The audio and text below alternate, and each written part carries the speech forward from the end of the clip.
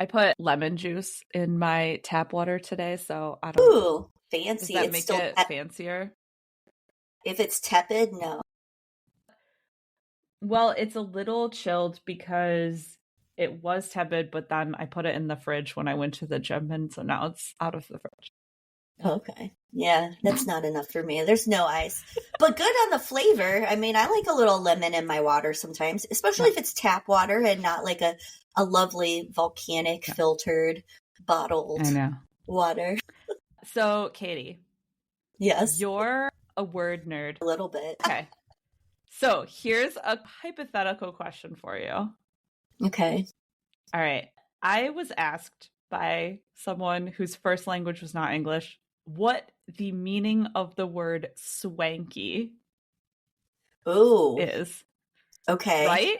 Their first language is French and then German and then English because European. But Okay. I used the word swanky and then they were like, what does that mean? And I was like, oh no, Swanky. swanky. I guess I would describe that as being a little bit fancy, but also with a little bit of swagger. Oh, Like, okay. so a place or a person or anything really, I think could be swanky if it's just like a little bit on the fancy side. It doesn't have to be like formal, but a little bit on the fancy side. And then it also has, to me, there's this air of swagger to it too. It's hip. It's cool. It's like, and it's like, I don't know. That's what would come to my mind. What did you say? Okay. See, I feel like to me, swanky, it's like fancy, but yet there's this almost like gaudy side. Okay. Yep. I can see that. Right? So it's like an unexpected fanciness, but yet there's a little bit of like cliche sort of. Yeah. I think maybe that's what I'm trying to get at with swagger, even though swagger is usually used to describe a person. Yeah.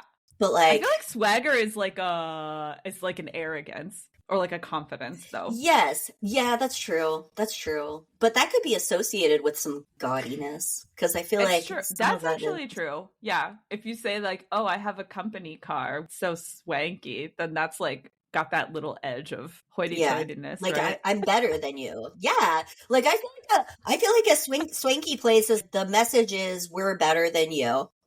Like yeah, it's got that. It definitely has that air. It's like putting on airs a little bit with your fanciness. Yeah. Yes. Is it ultimately actually fancy though? That's the question. Is something that's swanky actually fancy, or is it sort of like a veneer of fancy? Oh, okay. I see what you're saying. I would lend more towards like the veneer. Like swanky to me is a little bit more like surface level. Yes. Okay. Swank. Okay. Is swank. Yeah. It's a hard word to, but I felt like it was a hard word to describe. And I was it definitely, swanky. Yeah, it definitely requires some discussion and multiple synonyms to really explain that.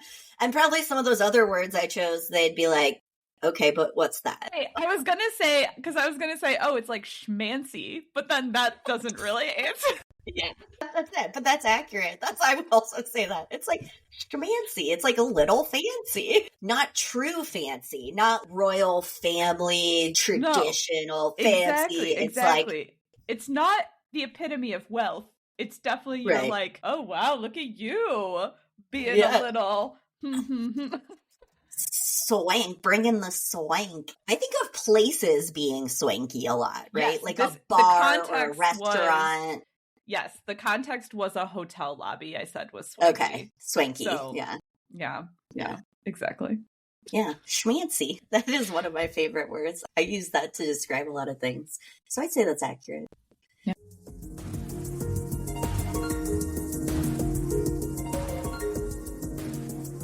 I'm Katie. And I'm Emily. We're two long-distance best friends with a passion for learning about all the things that make everyday life interesting. With my PhD in geography and my master's in library science, doing deep dives on topics is our idea of a fun time together. We'll share our findings with you on Researching the Obvious. Today, though, we're going to talk about spooky things that I don't think have anything to do with schwankiness, but Well, I don't know. Some of these maybe. funeral rites I read about were kind of swanky. Accurate. Accurate. They were, Yes. yeah. To be fully embracing our spooky season Spooky. situation, we're going to talk about death today. Yeah. Death. Dead. Dead bodies.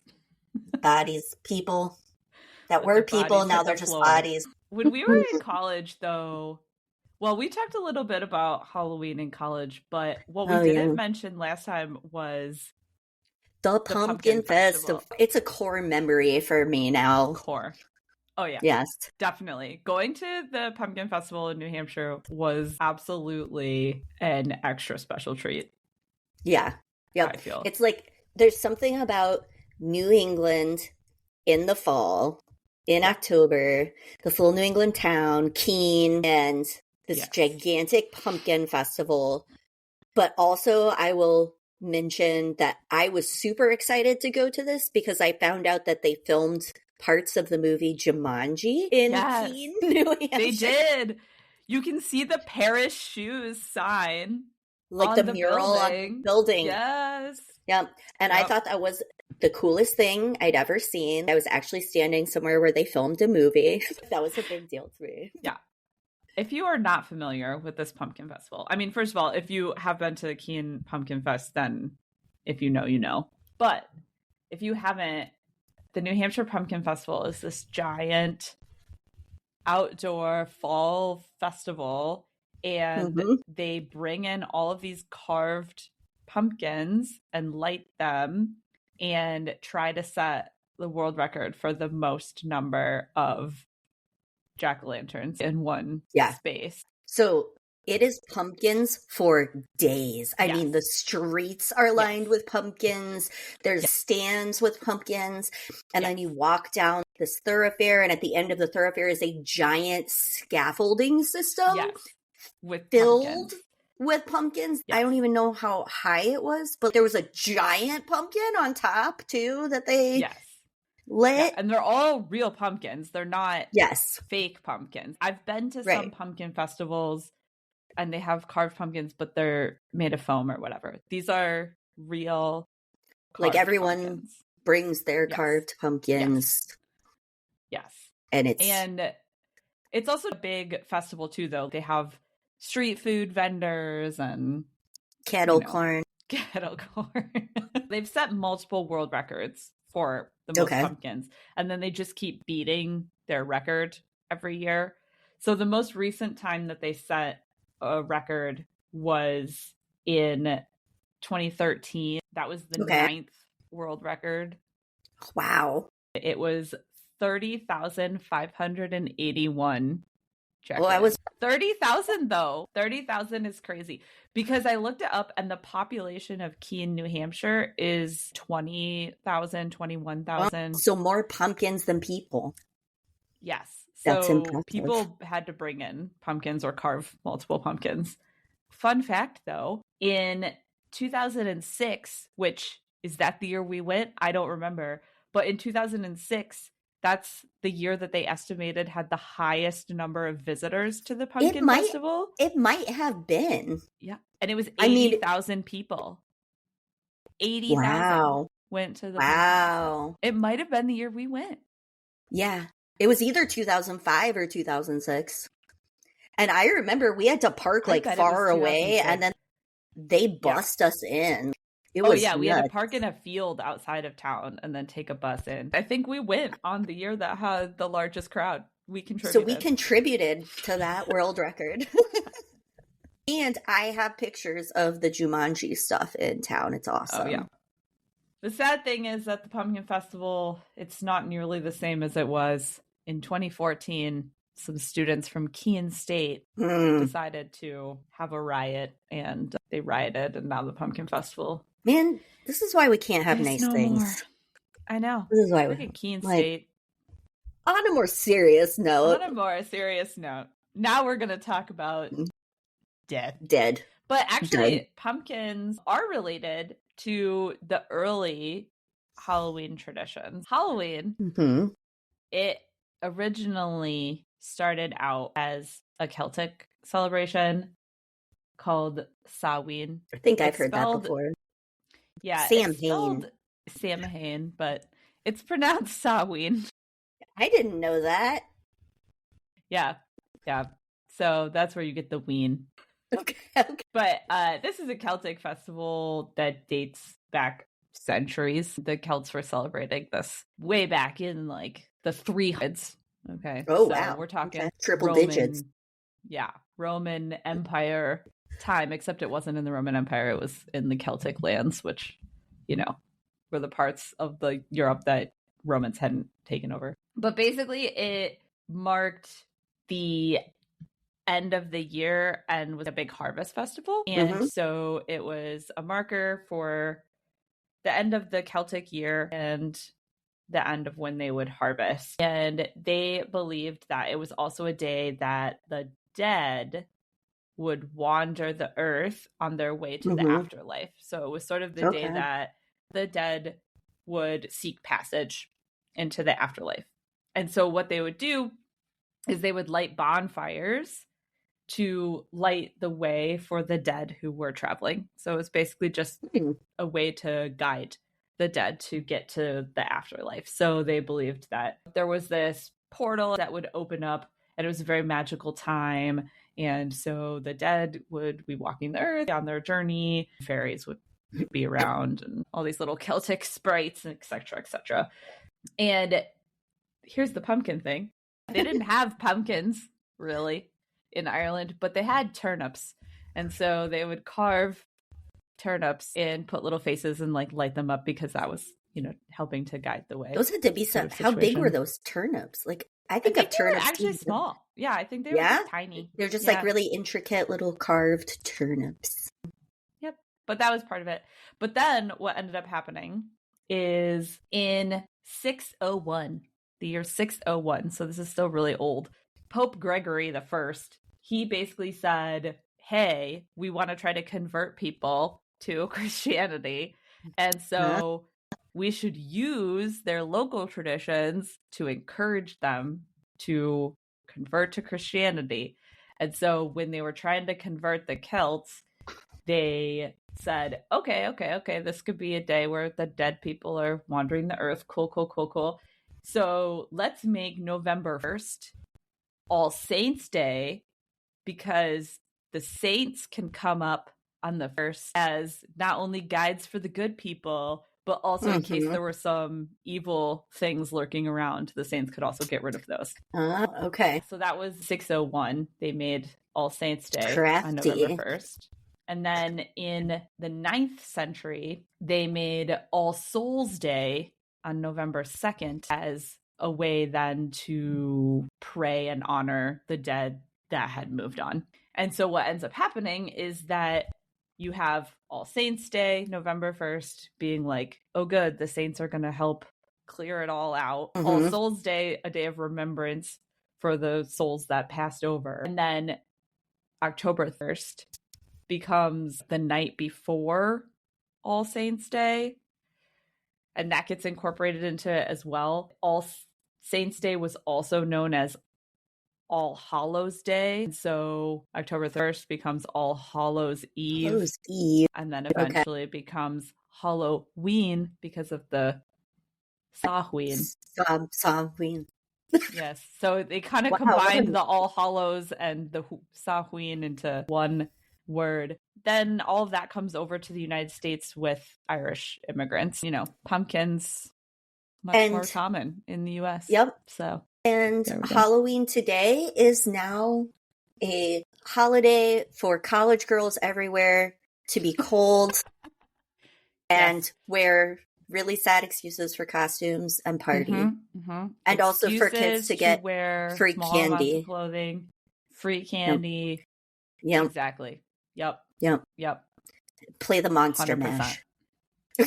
The Monster Mash. Well, you never know what was roaming the earth on that day.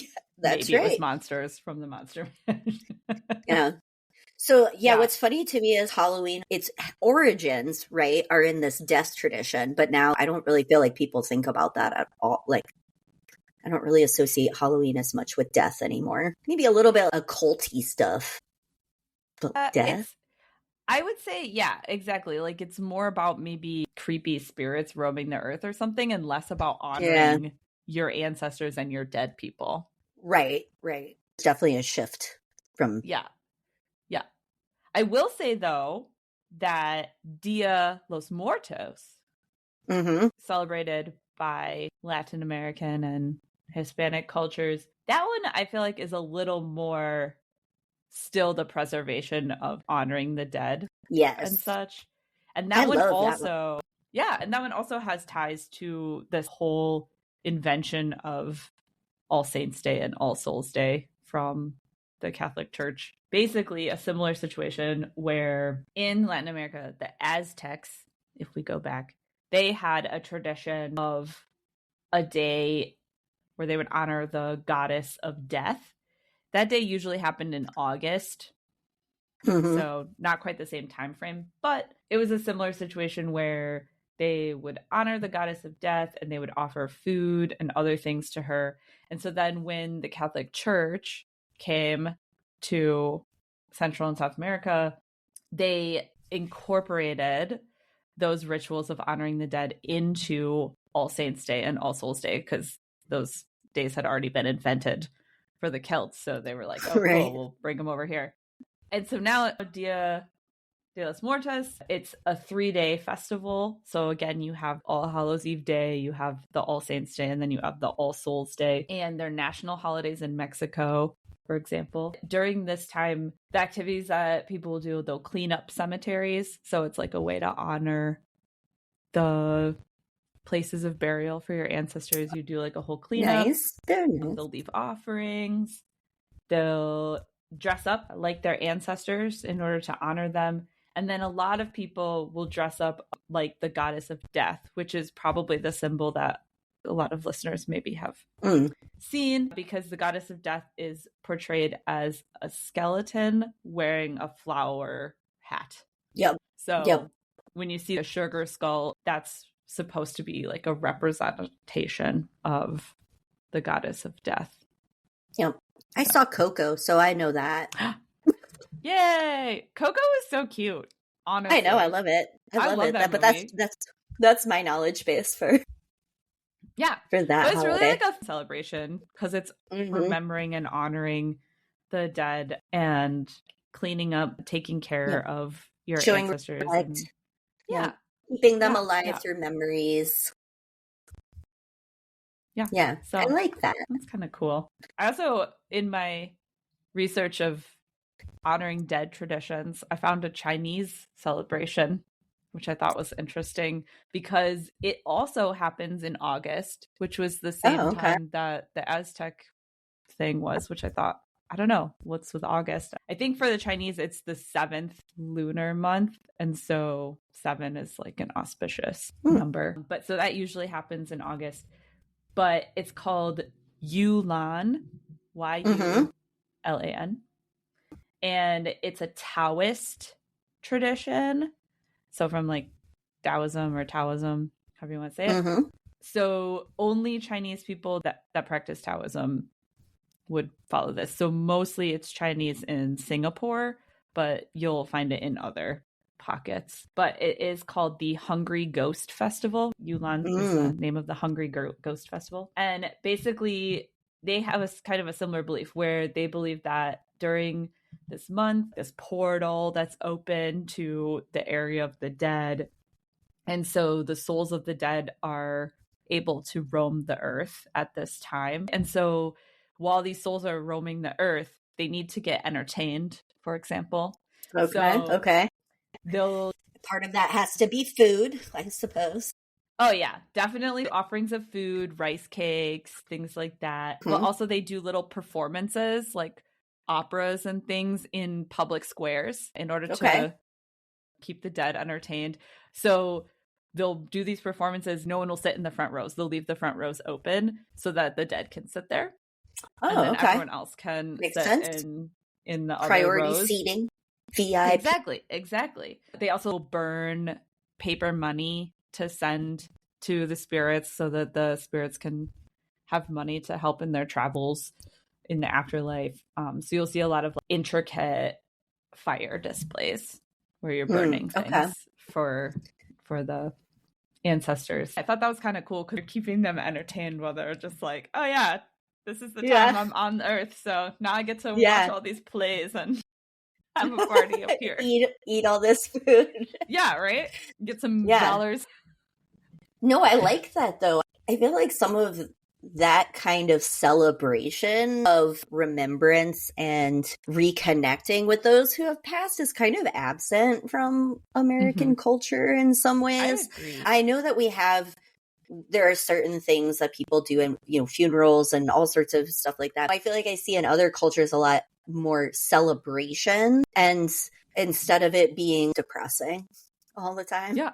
Well, and I also feel like it's a continued thing too. Like in the US, in the US, it feels like you do the funeral and then you're done. Whereas you're supposed to go back to work in 2 days. Right. Yeah. And I feel like in some other cultures, every year we can take time to remember all of the people that were in our lives that have passed on. And I feel like that's a nice thing. We don't necessarily do that. It's sort of like, we remembered them, now it's done. There's definitely that. I think the ritual is supposed to kind of represent closure. And then once the closure is done, I feel like people don't necessarily revisit it, or it's definitely not celebrated in future years. I'm sure everybody has different preferences or how they remember those that have passed and things like that. So I'm not saying no one does it, but American culture wise, I don't really see those kind of like you do with Dia de Muertos but I like that. I like that. I do too. And I think it's interesting to think about how different cultures have decided to deal with death because, I mean, it's the most inevitable thing ever. It's coming for all of us. Death and taxes, right? That's right. Yep. But death first. Everybody from, ancient civilizations to now have had to figure out how they cope with that or how they mark it or remember it or how it fits into their religious or mythological dialogue and what they believe and all of those things. Yeah. And not to mention just the actual physical act of doing something with someone's body, right? Right. Like, not to, I mean, we're going to get morbid here, I guess, in this episode anyway. But it's like you have to physically do something with the body. You can't just leave it. So so different approaches to that, different traditions, what it means to the culture and all of that. It was very interesting to go down that rabbit hole. And so what I chose to do some research on for this episode are some older death traditions or rituals. Ooh, I'm excited to hear about these because they're fascinating. I'll start with the ancient Mayans because you were just talking about the Aztecs. So, ancient Mayans, Latin America, they saw the afterlife as a very perilous and dangerous place. So when someone died, not a happy afterlife. No, it was like you had to go through some stuff to get to paradise. Okay. I feel like that's kind of like the Greeks too, right? Like, yes, it is. It's very similar and a little bit like Egypt too. So there's definitely some common threads in these, but everything that they did with the body after someone died was meant to help in that journey. So there were a few things. They used to put maize in their mouth. Maize was really important in their culture and it was a symbol of the rebirth of the soul. And then it was also put in there for nourishment, like literal nourishment of the soul. Also possibly jade or some decorative beads in the mouth. And that was supposed to be used as currency in the afterlife in case they got in a tight spot. And then it's like the coins. It's like the coins in like Greek the coins on the eyes, for the river Styx. Yep, similar. Exactly. Yeah. And then they would cover the remains in cinnabar, which was this red powder. And that was actually meant to disguise the person from the demons that they might encounter in their journey in the netherworld. So that would keep them concealed. Oh. And everyone who died had to make this supposed journey through the netherworld, which is called Xibalba, by the way. And the only way that you avoided this journey and you could go directly to paradise, so like there's a little shortcut, right? Was if you died from childbirth, suicide, or in battle. So I'm not going to go into too much detail because there's different eras of the Mayan civilization and there's different ethnicities within those that have variations of this, right? So this is just kind of high level.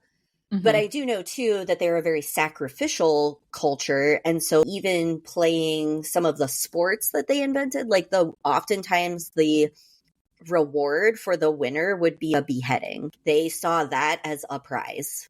Okay. And they were sacrificed to the gods, right? And then they would go on their journey. Right. So that's what I'm saying. I don't think they were not afraid of death. Obviously, there's differences between the way like maybe higher echelons of society would have been treated versus like an average citizen and things like that. So I'm not going to go into all the details about that. But what I did look up is the typical Mayan citizen who might pass away. Their family would begin a fast and procuring goods to bury with them, to take into the afterlife. Then they would hold an all-night vigil and they would pray to their ancestors to guide this new soul who's entering the afterlife and going on this journey. And then they would wash and clothe the corpse. It was considered very insulting if they were to be buried naked. So they must be clothed and washed. The body had to be prepared. And then only the elders of the village were allowed to carry the body to the church. And there they would spin around several times to try to disorient the soul from returning home because they want it to go on its journey. So they don't want it to like come back to where it is. So they don't linger. They disorient it. Don't be a ghost and linger around and haunt us. Get out of here. Yep, you gotta go. And then get thee to thy paradise. I don't know. Get thee to thy underworld. To your perilous journey where we hope you end up in the better place. Then the family would have a feast and then they would abandon the house of whoever had passed. And the reason they did this, the house would remain abandoned. They believed that the soul had this 9-day journey to the underworld. And after that, they would then come back to their house and rest for 9 days. Oh.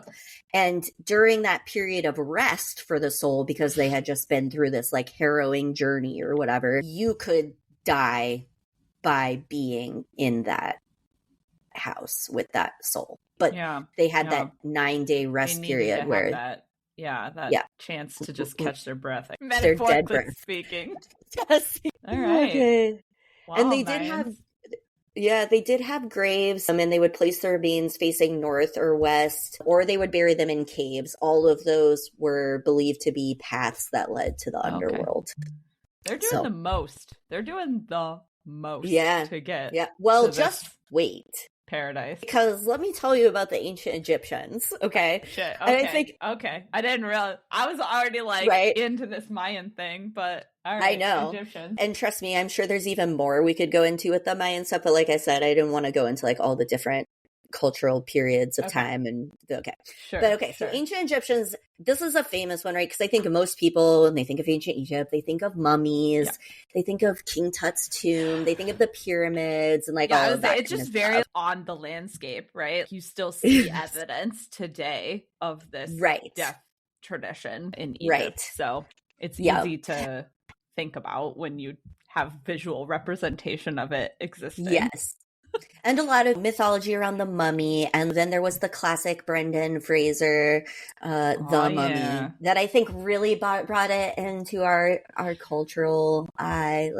Oh, yeah, definitely. The Mummy absolutely solidified my knowledge of ancient Egypt. Right? And also the hotness of Brendan Fraser. That's right. Yes. It's a great movie. If you haven't seen it, oh my God. Yeah. Yep. Very good. It's delightful. Yep. And the other main character is a librarian, which I always love too. So, she was pretty hot librarian too. So yes. Yeah, I love Rachel Weisz. So anyway, if you haven't seen that, go and see it now. You'll learn so much about ancient Egypt. But what you don't learn and about yourself. That's right. About yourself. And about curses and about librarians. Yeah. Pretty much. Okay, so ancient Egyptians, we all know the mummy part, but let's like back up a little bit. So the reason that mummification became a thing for ancient Egypt is they believed the body had to be preserved in order for the soul to even have a chance of eternal life. So the body withers away, like you're done. Your soul's doomed to. You can't have an afterlife. Dang. Okay. Yeah. And they had a very complex view of the soul. It actually had 9 different parts, which I'm not going to go through all of these here, but very specifically, different parts of the soul required different things. Mm-hmm. And if you wanted to have an afterlife, then your body had to be preserved too. Interesting. So the pyramids really didn't come until later. They used to build just pretty standard graves out of like mud bricks. And then the pyramids were something that came later and also were typically reserved for like royalty and like high class Egyptians. But they weren't burying their dead. They were building structures for their dead. Yes, right. Like tombs. Tombs. Yeah. I bet that had to do with because preserving the body. Else. Yeah. Yes. Well, yeah. You have to make sure that the body exists still, right? In a place to live. But then, yes, also the landscape. You're probably correct. Made it challenging. Yes. If you weren't King Tut, then you had 3 levels of choices when it came to embalming and mummification. And they came with 3 different prices, conveniently. All right. So we got... They're so modern in their death practices. How capitalist of them. Yes, very much, right? So it depended on what you could afford. The highest tier entitled you to be preserved with divine salt, which was a mixture of salts as opposed to just, I guess, regular salt. So divine salt to preserve the body. They removed your brain from your skull through the nose. People have probably heard this one, where they like kind of stick a hot poker up there and then they pull the brain out methodically. Yep. Told you, we're just going to be real morbid. And then they would cut open the body through the abdomen and remove all of the organs. Then they would clean out the body cavity. So not just take the organs out, but then they would like completely clean out the inside with palm wine and then fill it with aromatics such as myrrh and cassia, not frankincense. They said this specifically. Then the body's laid out for 70 days in natron for preservation. No more than 70 days, like very specifically 70 days. And then they wash it and wrap it in linen strips, and the body's given back to the family to be put into a sarcophagus or into a tomb. The next tier, they left all your organs in. All right. So no cutting open, no extracting the brain, no taking stuff out. But they did inject the body with cedar oil and then left it for the 70 days in natron, on the last day of which I'm trying to decide how graphic to be with this. They drained the cedar oil and also the liquefied insides of the body from an orifice of the body. Yum.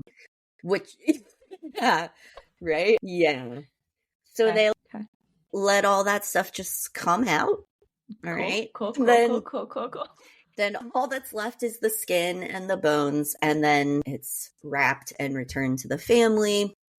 The cheapest version of mummification just included washing out the intestines, and then they let the body sit for the 70 days and nothing else. So the cheapest version was just they washed out the intestines, I'm assuming basically like an enema, and let the body sit in the natron for preservation and nothing else. And so there were those who could not afford the linens to wrap the bodies.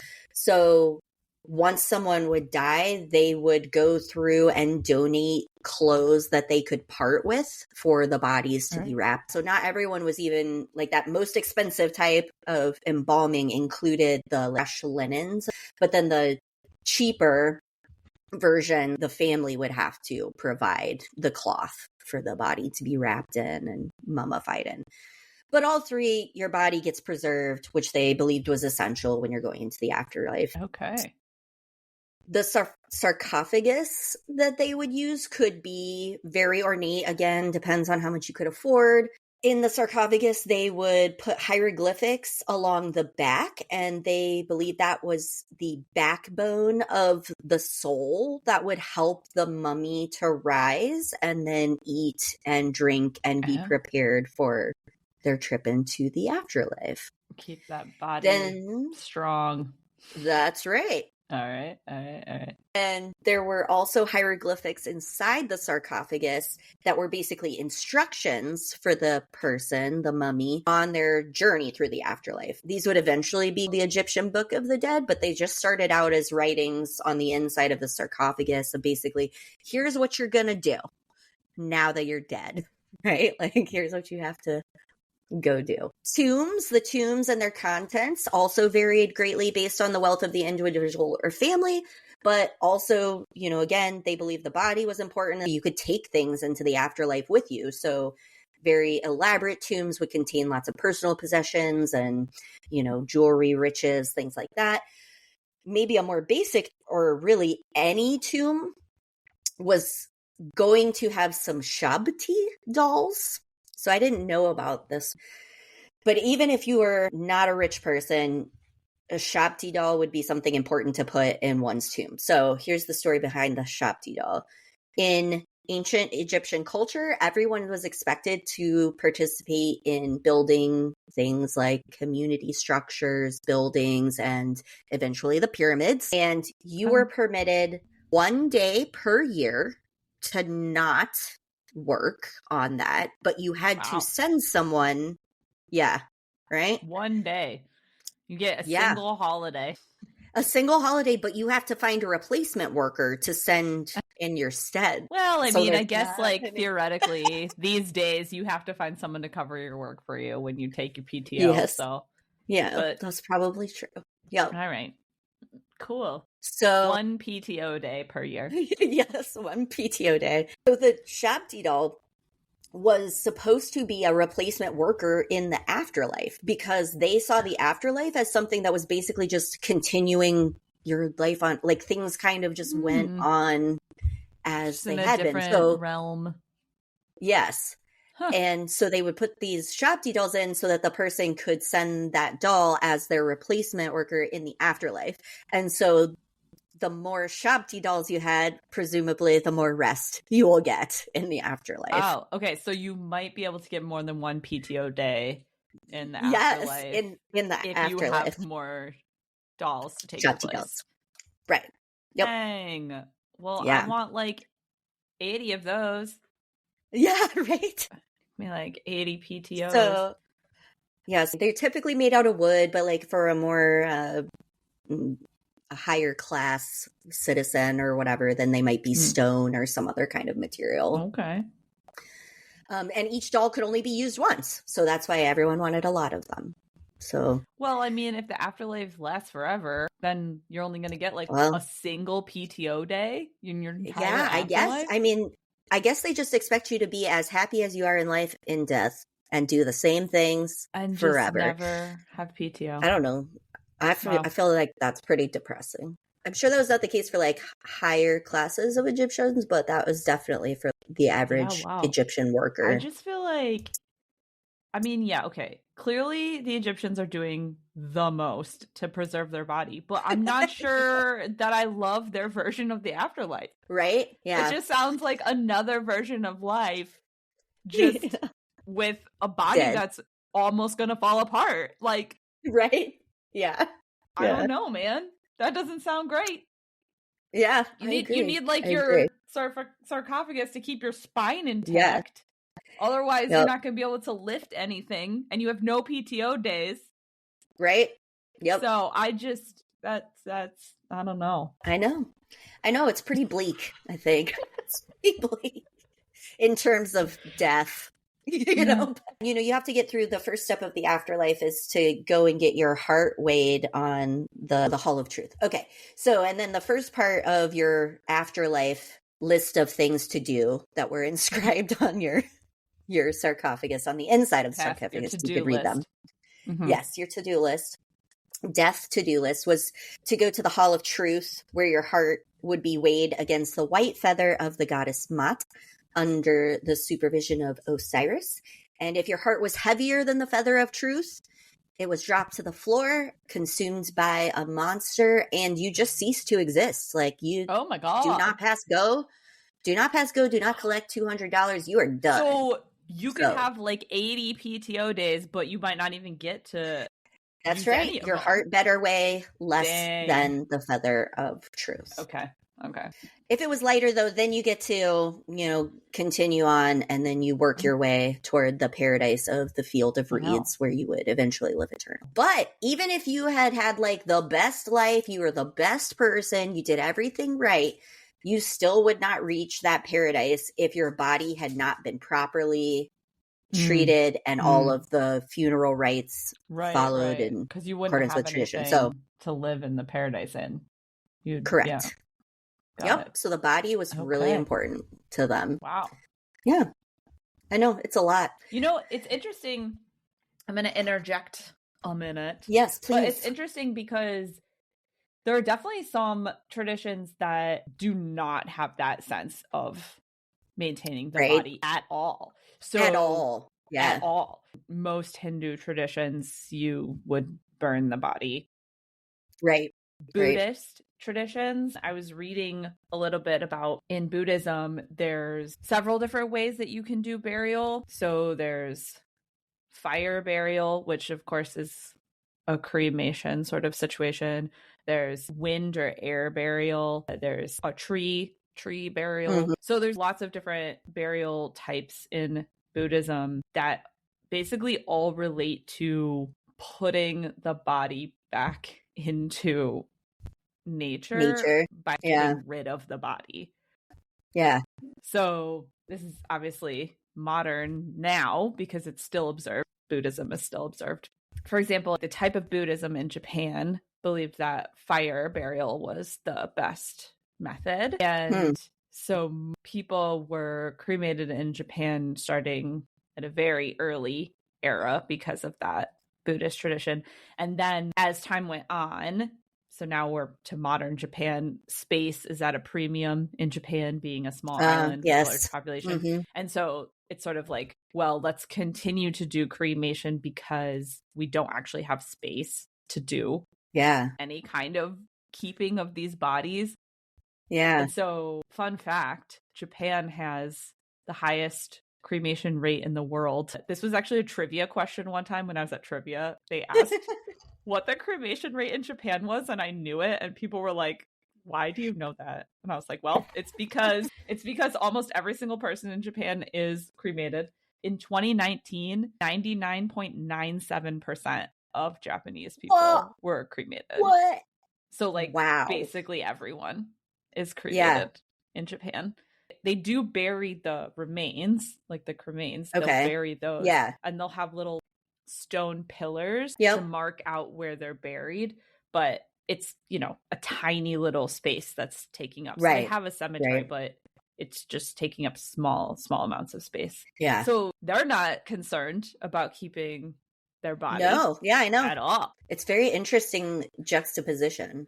Because also, and this might, I didn't do this intentionally, but a common thread in my research was really a lot of stuff with the body, because then I did some research on Victorian death rituals and traditions, and the Victorians were also obsessed with the body after death.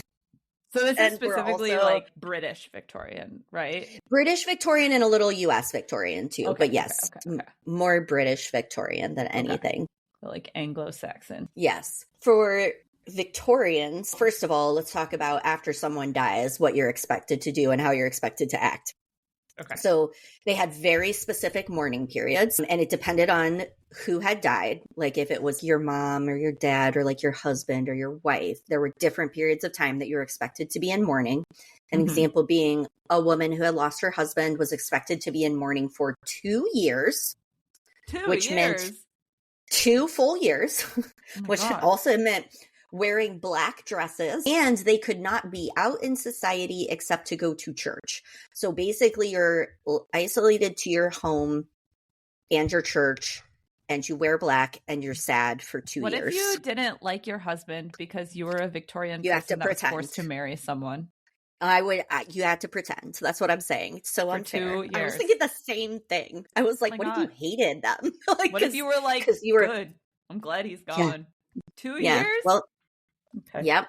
I know. Okay. Wear your black dress for 2 years and go to church. So yeah, I thought that was crazy, but you know, Victorians were kind of crazy. And women often wore veils that would be 6 to 8 feet in length to cover their faces and to kind of conceal their mourning. That way you could ugly cry as much as you, and you could ugly cry as much as you want. Like no one would see you. Cool. Hide it from But society. then fun fact, they used to be made with arsenic and would often cause skin burns and breathing problems for the women. They stopped making them out of arsenic eventually, but that was a problem for a while. Why would we make veils out of arsenic? I have no idea. Probably because they didn't know that it was dangerous, I guess. I don't know. It's like the mercury in the hat brims and the Mad Hatters and that kind of thing. Yeah. All right. Yeah. All right. So, yeah, imagine wearing that for 2 years. Horrifying. Another tradition that they had were called memento mori. So before photographs really came into being and were able to be used pretty widely, they would take pieces of jewelry or other memorabilia that were made with the hair or the teeth of the person who had died. So hanging on to a physical, I know, right? Can you imagine just like have a little locket with a tooth in it? What? I think having a physical piece of the body was very important to them as a way of remembering. Yeah, and I guess if you don't have photographs and if you're not commissioning a portrait, there's not really much other way to remember a person. So, yep. Yeah. Now, when photographs did become more widespread, then you've probably seen some of the photographs where they take a picture with the dead body. Yeah. Oftentimes, especially if it was a small infant who had died or something like that, they would take a picture with the infant. Also, one of my favorite Victorian facts is they were very concerned about both grave robbers and also unintentionally being buried alive, because at the time it was not uncommon for a doctor to declare someone dead and they weren't really dead. Like they might have been in a coma or something, but they didn't know what that was. And that's like one of my biggest fears. I know. Buried alive. It's terrifying. It's terrifying. Yeah. So when they would bury people, and I guess I should have mentioned too that when we're talking about these Victorian traditions, this also centers around the body being preserved, people being able to visit the body, having a funeral kind of like what we would think of today, burying them in a grave. So because grave robbing was a real concern, and also just medically they weren't as advanced, that was a concern.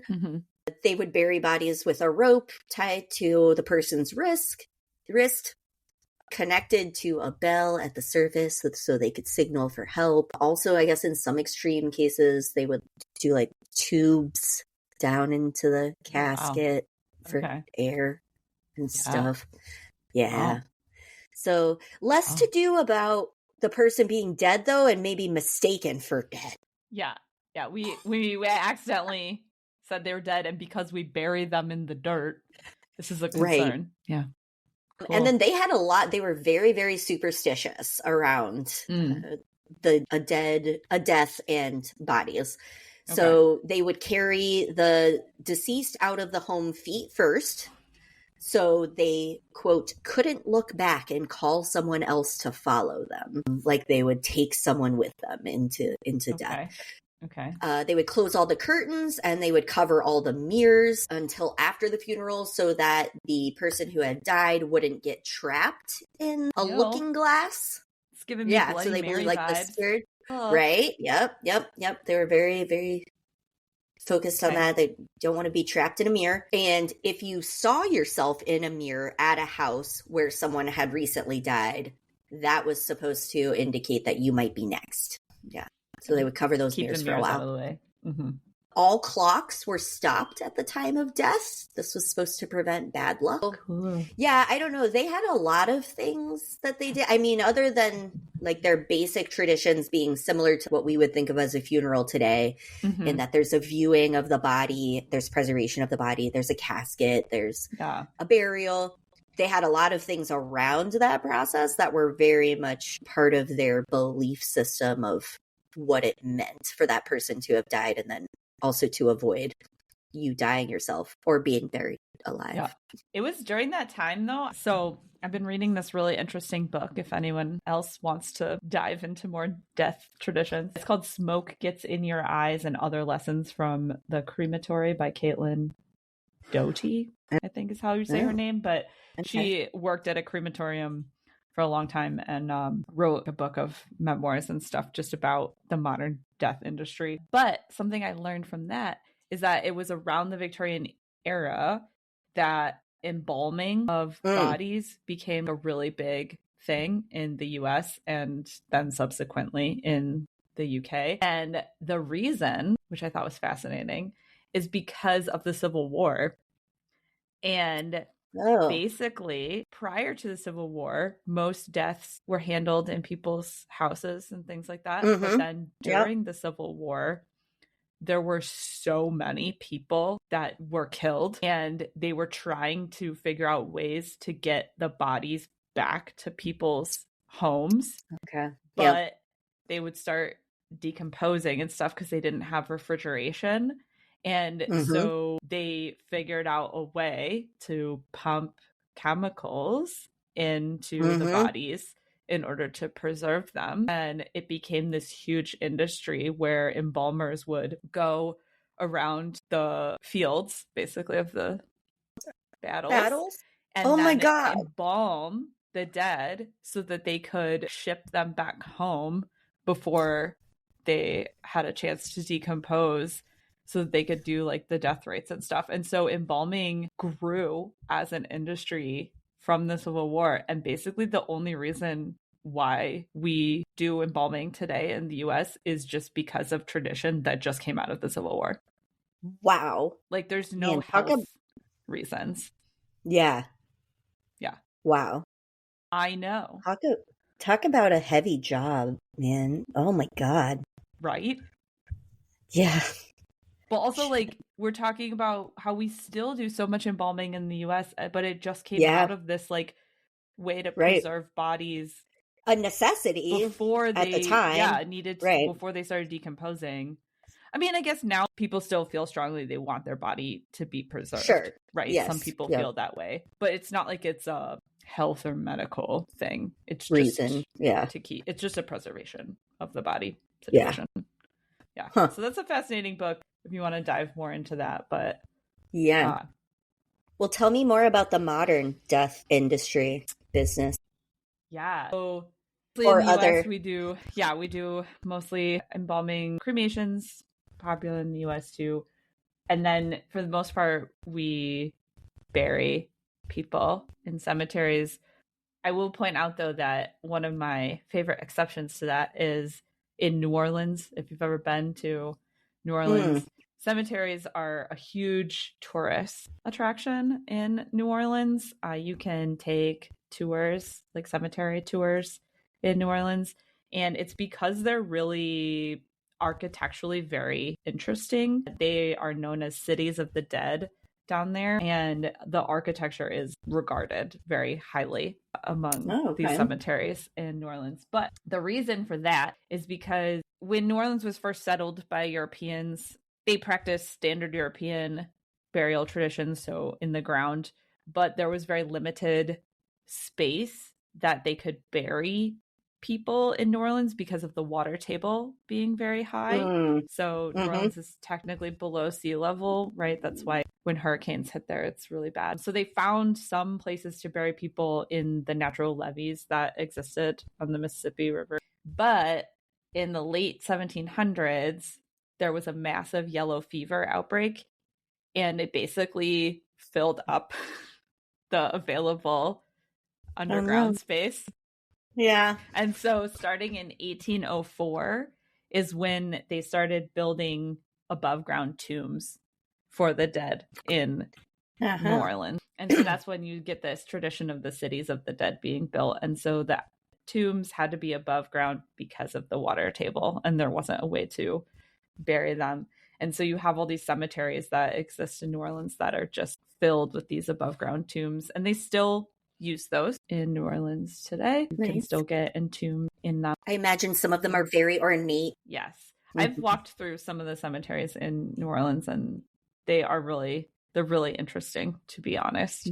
That's why they have tours and stuff for them. But yeah, those are kind of cool. I feel like that's one unique burial tradition that maybe the United States has in some way. I'll talk about my favorite burial tradition. Oh, yes. Tell me. My favorite one. I like the sound of this one too. Yeah. My favorite one, it's also Buddhist. So like I was talking about earlier, where there's different ways that Buddhists regard burials in Tibet, in Tibetan Buddhism, which is different than Japanese Buddhism. They also have these 5 different ways of doing burials that are elemental. They do have one, though, that's like a mummification, but it's reserved for basically the Dalai Lama. Okay. So it's like only the actual top person ever gets the mummification. And it's this whole thing where they mummify the body and then put like gold leaf on it. And but only like the top person gets mummified. And then there's a hierarchy of what types of burial are considered best. Following the mummification is the fire burial. So similar to Japan, but the difference being in Tibet, fire burial is for high level priests and monks in Buddhism. So high level people get that. And then following that is what most people do, which is the air burial, or in Tibet it's known as Tibetan sky burial. And so this is a way of releasing the person's soul directly into the air through the use of vultures. And basically what happens is when the person dies, they have like a period of mourning in the house, and they cleanse the body and they wash the body and these sorts of things. And then they will bring the body to a specific area in the mountains where they have a stone pyre set up, and a specific monk whose job it is to prepare the body for this. They take a knife and they make strategic cuts in the body that will open it up. And then they will make some kind of smoke that attracts the vultures. And then the vultures come and eat the flesh away from the body. And they believe that it's just, like I said, a way to like release the person's soul directly into the sky, into it's the the circle of life. Yeah. Releasing it directly into the heavens, while also providing nourishment for the animals that live on Earth. So once the vultures eat all of the flesh, then they'll take the bones and mash them up and mix them with a flour, and then the vultures are able to eat that part. Oh, wow. They really take care of those vultures then.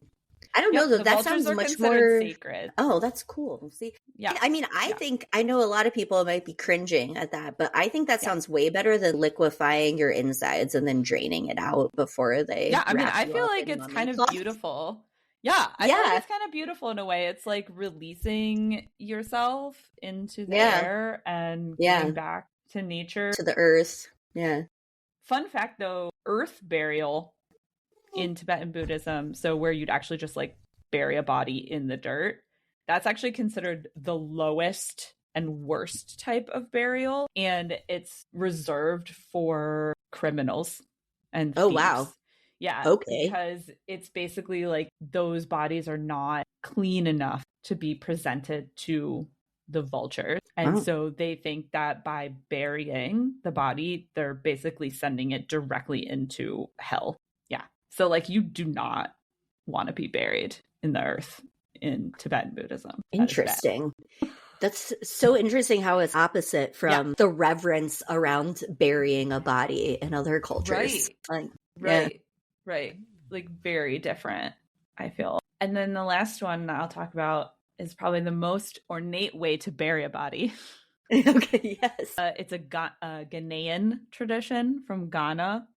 And we should share some photos of these. We definitely will. They're crazy. They're crazy. But in Ghana, they build very ornate caskets that they put the bodies in and then bury. And these caskets they're next level. Like Yeah. they are next level. So basically this tradition, it started with the Ga tribe in Ghana, and similar to Egyptians, kind of, they believe that life continues after death. So they have another life after they die. And it's very similar to the life that they have on Earth, but it's just in a different location. So whatever, a different realm. And the ancestors are powerful and they can influence their families on Earth. So you have to treat them well when you bury them. Okay. And so they make these elaborate coffins to reflect the person's life on Earth, because they're going to be continuing that life. And when I say reflect the person's life on Earth, I mean that they build them in the shape of something that was meaningful to that person. Maybe it was what they did as a profession, or maybe it was like a vice that person had. So there are coffins in the shape of a fish for a fisherman. They're in the shape of a Coca-Cola bottle for someone who was obsessed with Coca-Cola. There are coffins in the shape of a shoe for a shoe maker, like a cobbler. There are coffins in the shape of airplanes for people who were pilots. Okay. Oh, wow. So these are like carved, amazing coffins in the shape of things that are holding the body. And they're colorful too, right? They like paint them intricately. Oh yeah. They're like the airplane like looks like the airplane. It has like United on the side or whatever. It's like a full on airplane. And then the whole thing gets buried. And there's several famous coffin makers, and these coffin makers have even had their art displayed in museums like New York and Paris and London, because these coffins are so intricate. This is another intense way of burying the dead, but it's not even necessarily about the body though, so much as it is about this artistic representation of that person. And continuing that life in the next life situation. Interesting. So what would your casket be in Ghana? My casket be in the shape of a globe. A globe. That's a good one. A giant globe. What would yours be? Maybe, I mean, I was kind of thinking it would probably be an animal, right? Like probably a cat or a dog or a combination of animals, because I feel like that will be my... True. I was going to say, or like a book. Yeah, or a book. A book would be good too. I think lately a filing cabinet. A filing cabinet. I would actually love that, like with tabs and everything, like labels. Oh yeah, you could label the drawers like based on color-coded aspects about yourself. Yeah, I like that. Maybe the drawers could even open, and then in one of them could be like figurines of kitties. Oh, there you go. All the different things I loved about my life. I love it. One drawer could be full of photos of my friends and my animals. Yeah, that'd be cool. Yeah. It would not be a Coca-Cola bottle, though. I don't know how much. No. I mean, you have to really love something. No. Yeah. Maybe a pizza. It could be a pizza shape. Ooh, a slice. Favorite food. Slice of pizza. But then you'd have to determine what type of pizza you'd want. That might be too much. I don't know. Yeah, that's true. You're right. You're right. Oh my God. I mean, so anyway, all this is to say, I know this maybe was a morbid conversation, but I actually feel like in a way thinking about death is a positive in my mind, because it's a way to remember who came before you and a way to just, I don't know, commemorate normalize it a little bit, because also too, it's a normal thing. Like we all have to face it at some point, and I feel like sometimes the way we cope with that is by pushing it aside or not wanting to think about it as much, or being afraid of it, or making it a stigmatized thing, like it's all bad. And yet here are all these like really beautiful ways that people celebrate the life of that person, and also even their death in a way that, you know, sends them off to a better place, or sends them on their next journey, or provides ways to remember them. Yeah. And tends to their soul in the afterlife. So I don't know. I also think it's one of those things that, people would say it's morbid a lot, but I don't think it's a bad thing to talk about. Yeah, I don't think it has to be. So at Halloween this year, maybe do a little remembrance while you're handing out candy. Yeah. To guide the way for your ancestors. Yeah. Yeah. Before we end today, I wanted to do a little bit of a plug. We're really appreciative for everyone who's listened to our podcast. Thank you so, so much. I hope you've been enjoying it as much as we've been enjoying making it for you. If you could give us a review on wherever you listen to your podcast. So if you listen on Spotify or Apple Podcasts or whatever, if you could just click on the podcast and rate us, give us some stars. And if you are so inclined, write a little review. That would be awesome. It helps other people find our podcast. So yes, we would love that. Yeah.